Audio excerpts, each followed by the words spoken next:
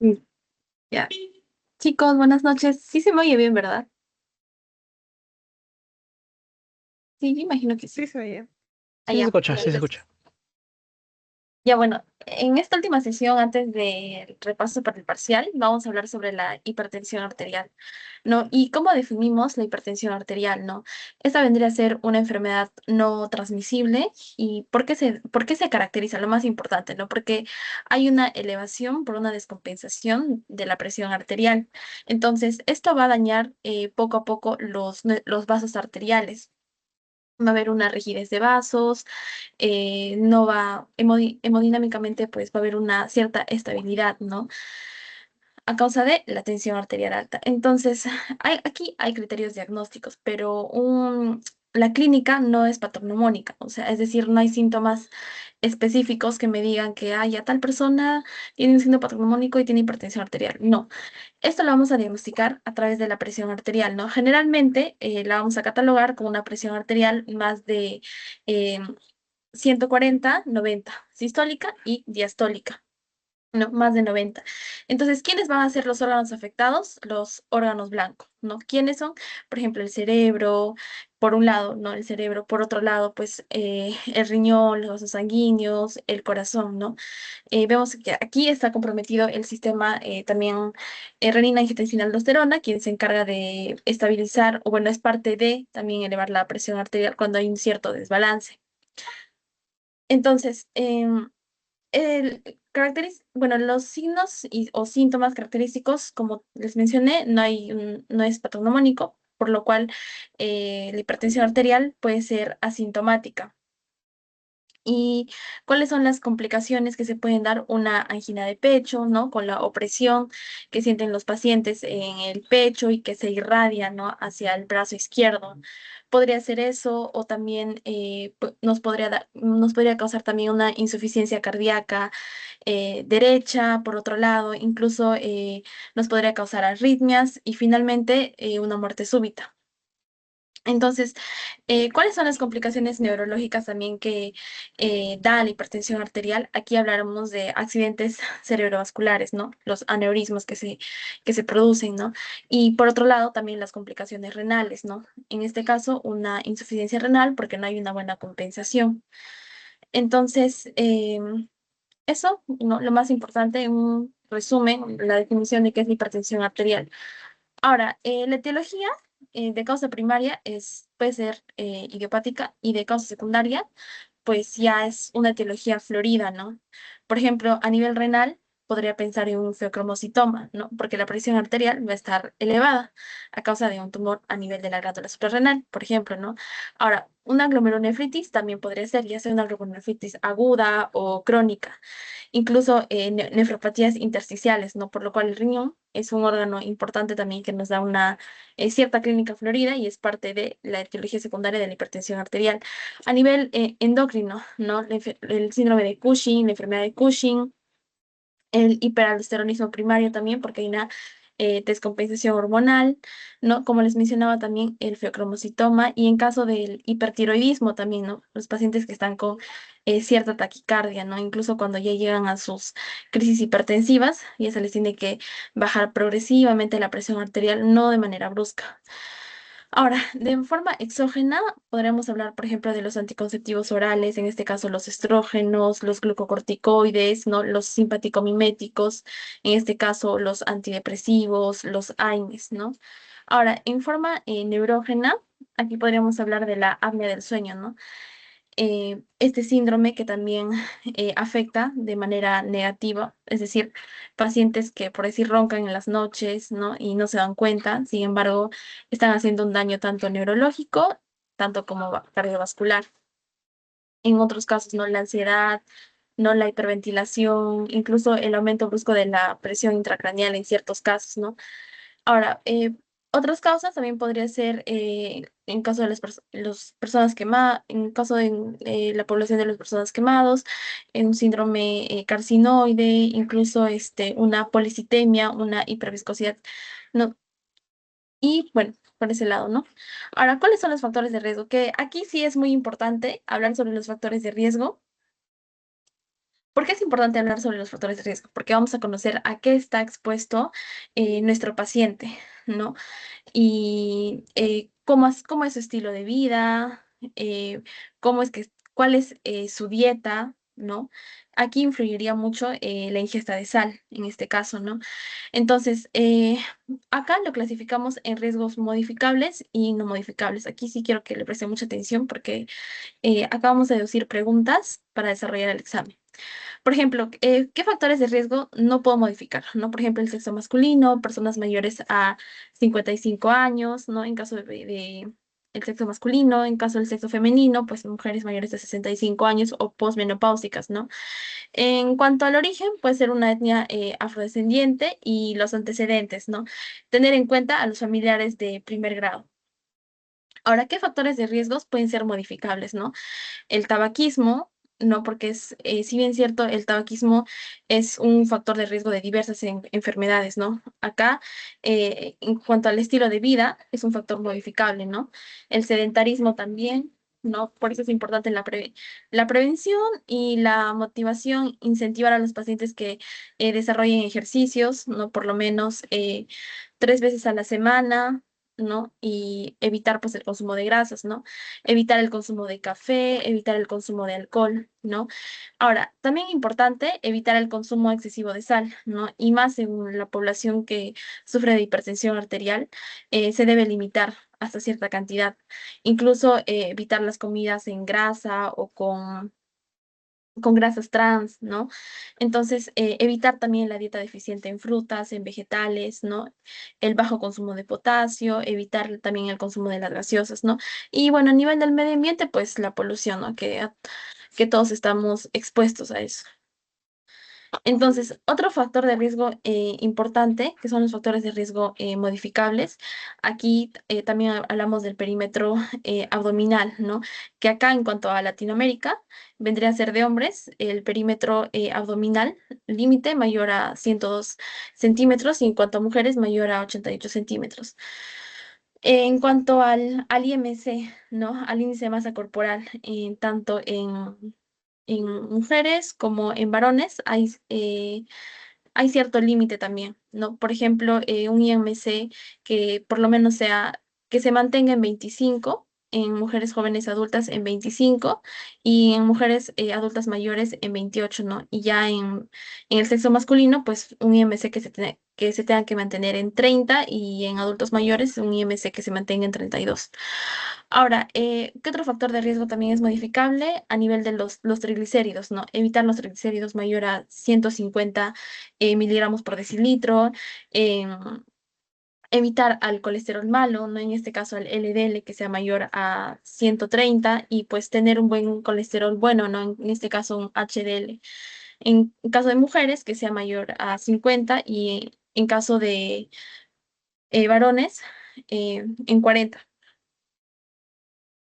Ahora, acá también entra como un factor importante lo que vendría a ser a la diabetes, ¿no? El límite normal de la glucosa en ayunas, ¿no?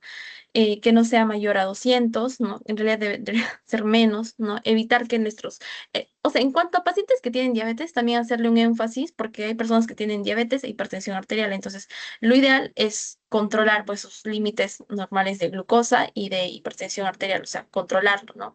No que se sobrepase o que sea más de 200, simplemente llegar a una línea donde sea adecuada para el paciente. Entonces, ¿qué es lo que sucede acá? ¿No? Como los factores de riesgo, hemos hablado de los estilos de vida, ¿no? Evitar que el paciente consuma, pues, grasas trans, grasas saturadas, ¿no? Entonces, esto influye en la fisiopatología. ¿Por qué? Porque los pacientes tienen una elevada ingesta calórica, son sedentarios, ¿no? No hacen ejercicios, pacientes que su IMC está elevado, ¿no? Pueden tener obesidad, sobrepeso, el consumo de alcohol, que no cambian esos hábitos, ¿no? El alcohol, el tabaco, ¿no? Y parte de la vida cotidiana, pues el estrés, ¿no? Entonces, ¿qué se activa acá? Nuestro sistema simpático, ¿no? Nuestro sistema de alerta, ¿no? De huida. Entonces, justamente como se activa el sistema simpático, asimismo, ¿quién más se va a activar? Nuestras catecolaminas, ¿no? Entonces, como se activan nuestras catecolaminas, ¿quién también se va a activar? Nuestros receptores adrenérgicos alfa 1. Entonces, ¿qué hacen estos receptores alfa 1? ¿Dónde los ubicamos? A nivel de la vasculatura, ¿no? A nivel del músculo liso vascular. Entonces, ¿qué van a hacer estos receptores? Van a ayudar a que haya una vasoconstricción. En cuanto al riñón, va a haber mayor reabsorción de sodio y por lo tanto va a haber un aumento del volumen sanguíneo. Es decir, va a trabajar el riñón, va a trabajar el corazón, ¿no? Y justamente por eso también se tiene que evitar el consumo excesivo de sal. Por lo menos el consumo de sal tiene que ser de 5 miligramos o 6 miligramos al día. O sea, es un consumo muy bajo de sal. Ahora, en cuanto a los receptores beta 1, que ya los vamos a encontrar en el miocardio, ¿qué van a hacer estos receptores a nivel del corazón? ¿No? Van a aumentar lo que vendría a ser la frecuencia cardíaca, la fuerza de contracción, va a aumentar el gasto cardíaco, ¿no? Y asimismo también va a aumentar la liberación de renina. Entonces, si nos damos cuenta, eso va a ser como un triángulo vicioso, ¿no? Que no tiene fin y se em, va a seguir evolucionando, ¿no? Entonces, aquí la disminución de los vasoreceptores también va a disminuir, ¿no? Estos sensores que nos ayudan a compensar esta inestabilidad que encontramos a nivel del sistema renina-angiotensina, tanto en la activación del sistema cardíaco. Entonces, eso es lo que pasa a nivel de la fisiopatología. Aquí también hice un pequeño resumen, más de lo que hemos estado hablando. Y importante también lo que vendrían a ser las clasificaciones. Hay dos clasificaciones, uno que vendría a ser de las guías europeas y otro de las guías americanas. Ya, como les decía, hay dos clasificaciones, uno de las guías europeas y otro de las guías americanas. Pero aquí lo más importante, por ejemplo, en la clasificación europea, eh, aquí empiezan ya a catalogar como una hipertensión arterial a partir de 140 a 159 sistólica y diastólica ya, ahora sí. Y diastólica de 90 a 99. Ya, eso en cuanto a la clasificación europea y en cuanto a la clasificación de americana, bueno, de Estados Unidos, una hipertensión ya en estadio 2 ya la clasifican a partir de más de 140 o más de 90 de diastólica. Entonces acá hay cierta variación. Eso también quiero que lo tomen en cuenta porque en el examen pueden venir preguntas como es de acuerdo a la guía de acuerdo a la guía europea, a partir de cuánto se clasifica una hipertensión arterial de grado 3 o de grado 2, ¿no?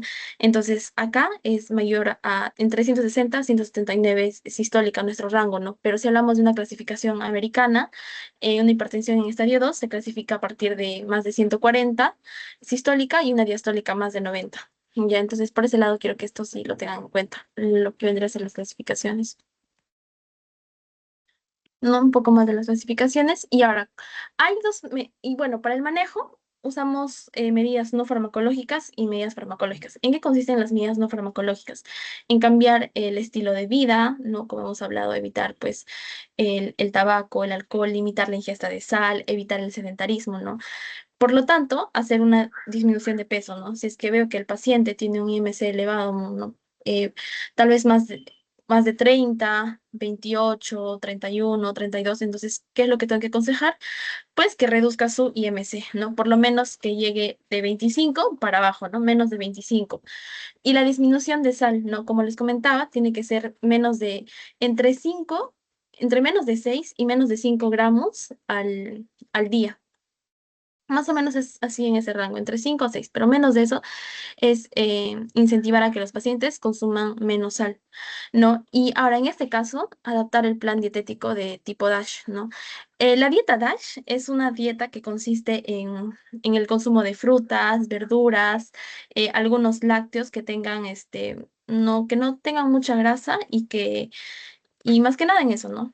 Frutas, verduras y poco contenido de grasa en cuanto a la dieta DASH, porque recordemos que para las personas con diabetes usamos la dieta mediterránea, ¿no? Entonces, para personas con hipertensión que querramos reducir, que aumente más el riesgo, recomendamos la dieta DASH.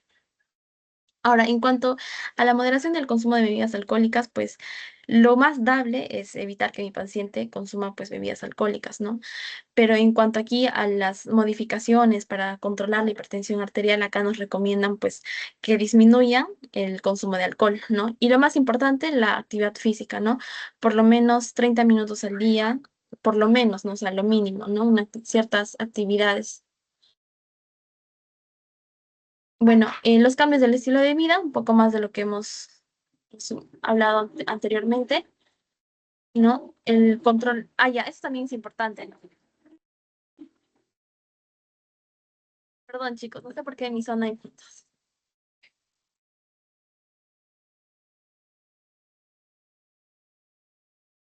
Ya, bueno, continuando. Entonces, estos tres ítems que van a ser muy importantes, también quiero que los tomen en cuenta porque hay preguntas así en cuanto a cambiar los estilos ¿qué estilos de vida los puedo modificar? En este caso, la reducción y el control de peso. ¿Por qué? Porque lo ideal es que mi paciente por lo menos alcance un IMC menos de 25, ¿no? Por lo tanto, que mi paciente alcance un IMC de 25 a menos me va a ayudar a reducir tanto la presión sistólica como la presión arterial diastólica, ¿no? Y la dieta también.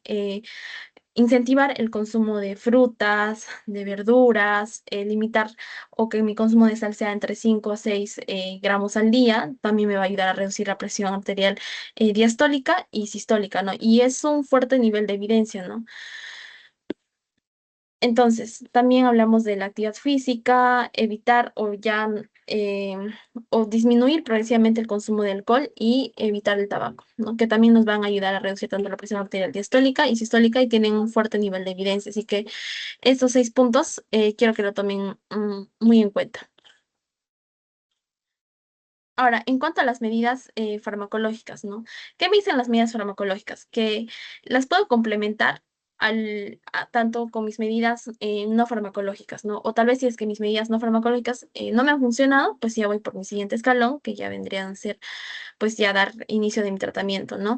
Entonces, ¿cuándo doy a mis pacientes un adecuado tratamiento antihipertensivo? ¿No? Cuando ya las personas hayan sido diagnosticadas de hipertensión arterial y que tengan por lo menos una sistólica más de 140 y 90 de diastólica, ¿no? Cuando ya esté confirmado o ya esté cuantificada la presión arterial, pues elevada, ¿no?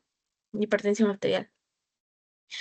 Entonces, por otro lado también debemos de tener en cuenta a las personas que ya tienen su diagnóstico confirmado de diabetes y que asimismo, pues ya tienen su hipertensión arterial, ¿no? En este caso, ya el rango va a ser de 130 a 109, a 139. Desde aquí ya va a empezar ya la hipertensión arterial en este grupo de pacientes con diabetes mellitus o pacientes que tengan ya insuficiencia renal, ¿no? ¿Qué nos indicaría esto? Que pues el paciente está evolucionando de forma negativa. Entonces, ¿cuál es el tratamiento inicial que nos recomienda la OMS? Acá junta 3 clases de medicamentos antihipertensivos. Por ejemplo, los tiazidas, ¿no? O los análogos tiazídicos. Por un lado estos, y por un lado los inhibidores de la enzima convertidora de angiotensina y los antagonistas de los receptores de angiotensina, teniendo en cuenta que ambos grupos no los puedo usar de manera simultánea, está completamente contraindicado. No puedo usarlos de manera simultánea. Y por otro lado, tenemos los antagonistas de calcio dihidropiridínicos que sean de acción prolongada, ¿no? Tenemos esos, por lo menos, 3 grupos farmacológicos. Entonces, esto lo podemos usar como una politerapia de forma inicial, ¿no? Ya sea los diuréticos, ¿no? Como hemos mencionado, los tiazidas o los análogos tiazídicos, los YECA, los ARAS y los calcioantagonistas, ¿no? Pero en este caso, los dihidropiridínicos. Entonces, aquí voy a hacer énfasis a los 3 grupos más importantes, ¿no? En cuanto a los YECA o a los ARA2, va a estar contraindicado en casos de embarazo, en estenosis y en pacientes que tengan antecedentes de angiodema, ¿no? Y en este caso también es importante evaluar la función renal y más importante esto en pacientes que tengan pues una enfermedad renal, ¿no? Ahí sí muy importante esto. En cuanto a los diuréticos, también está contraindicado en pacientes que tengan gota, ¿no? Tenemos que evitar altas dosis para evaluar que no haya un síndrome metabólico o una hiperglucemia, ¿no? En este caso también debemos de tener precaución en cuanto a gestantes. Ahora, otro grupo más importante del que hablamos, los calcioantagonistas dihidropiridínicos, ¿no? Contraindicado en personas que tengan taquiarritmias o hayan tenido edemas en miembros inferiores, ¿no? Igualmente tener precaución cuando tengan una insuficiencia cardíaca con fracción de eyección disminuida. Ahora, los betabloqueantes que también lo vamos a usar en caso de crisis hipertensivas, hay un grupo de betabloqueantes que también usamos, pero está contraindicada en personas que hayan tenido asma o cuando hay bloqueos auriculoventriculares, ¿no? Y en cuanto ya, también, en cuanto a los fármacos de acción central, que también es un grupo importante, está contraindicado cuando hayan estados depresivos, ¿no? Y pues tener precauciones porque estos nos pueden causar efectos neurológicos, ¿no? Y evitar la suspensión brusca en cuanto a la clonidina, que esto también lo vamos a usar en cuanto haya una crisis hipertensiva. Ahora, cuando hablamos de una crisis hipertensiva, la catalogamos cuando es mayor a 180 sobre 120 miligramos, ¿no? Si hablamos de una emergencia, es porque ya hay un compromiso vital de órganos diana, inclusive de órganos blancos, ¿no? Entonces acá ya eh, estaríamos hablando ya de un daño que compromete la vida. Entonces, la presión arterial se tiene que reducir sí o sí de forma urgente, pero tiene que ser progresiva, no tiene que ser brusca. Tenemos que bajar la presión arterial por lo menos de un 10 a un 20% progresivamente. Ahora, puede ser una urgencia hipertensiva también, pero la diferencia es que aquí no hay un compromiso vital como tal y no hay una lesión a un órgano diana. Entonces, una crisis hipertensiva, ya bueno, yo voy a llevar esa diapositiva. De llegar al tratamiento, pero antes vamos a hablar de las causas. ¿Por qué se puede dar una crisis hipertensiva o una emergencia, ¿no? En este caso pueden ser por el uso de AINES, ¿no? AINES, incluso ya cuando hablamos de enfermedades, por ejemplo, una PTT, una púrpura trombocitopénica, trombótica, asociadas, o también enfermedades asociadas al sistema nervioso central o el síndrome urémico hemolítico, ¿no?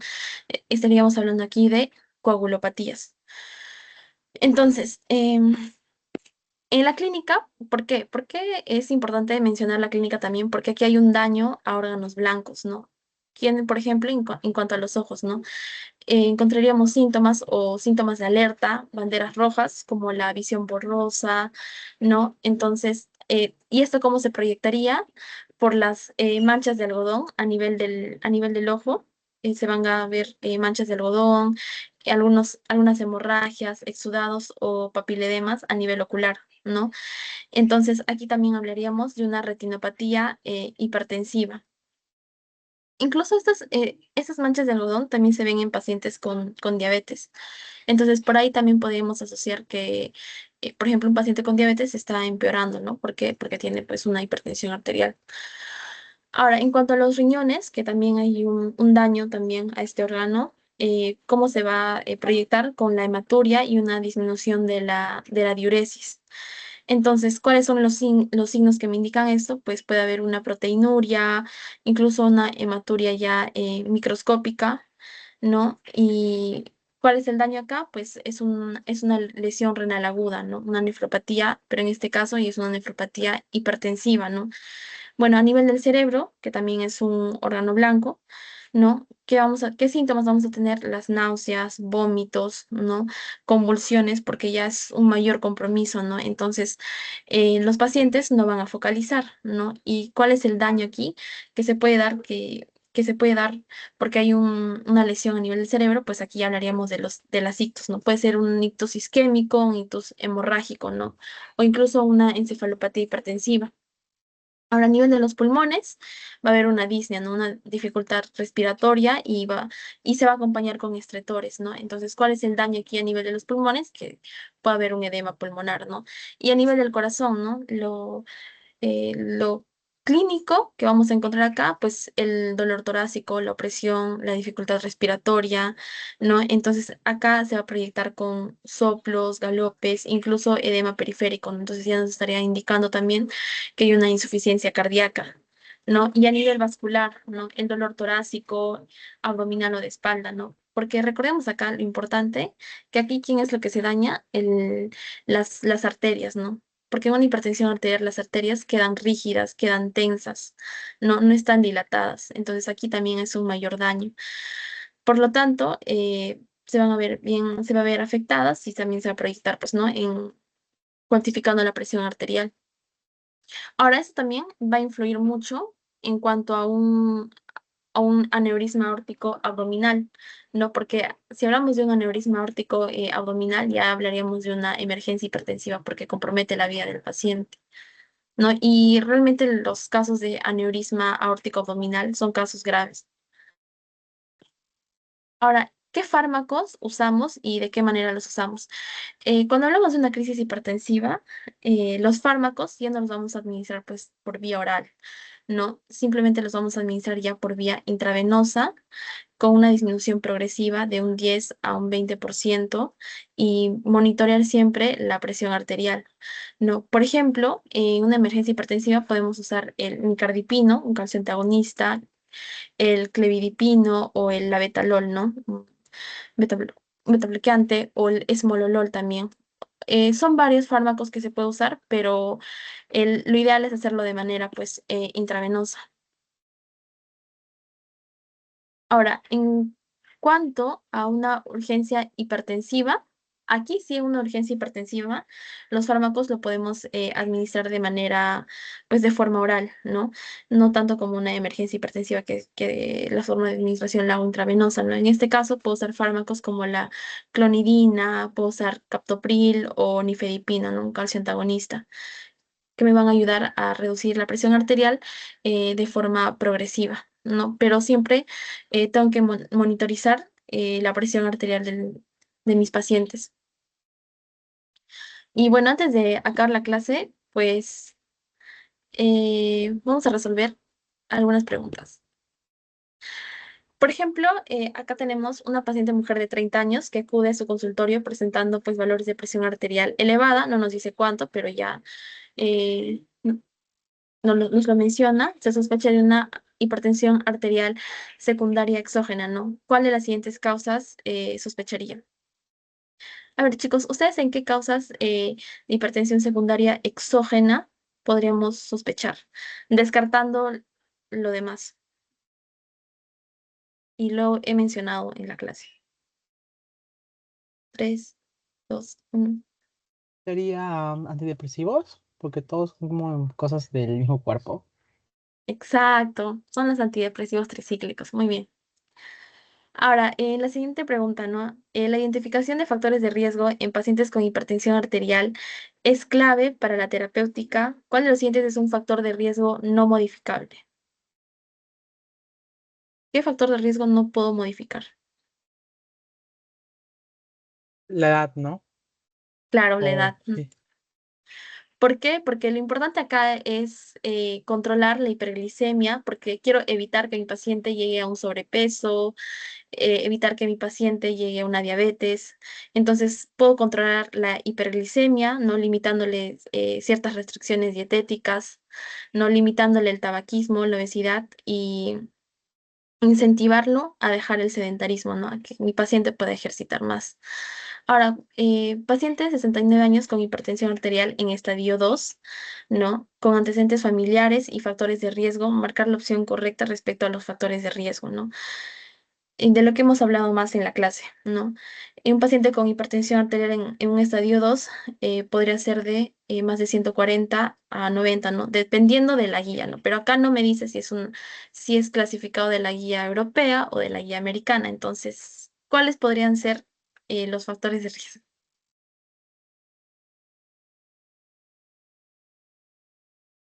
A ver, ayúdame a pensar, chicos.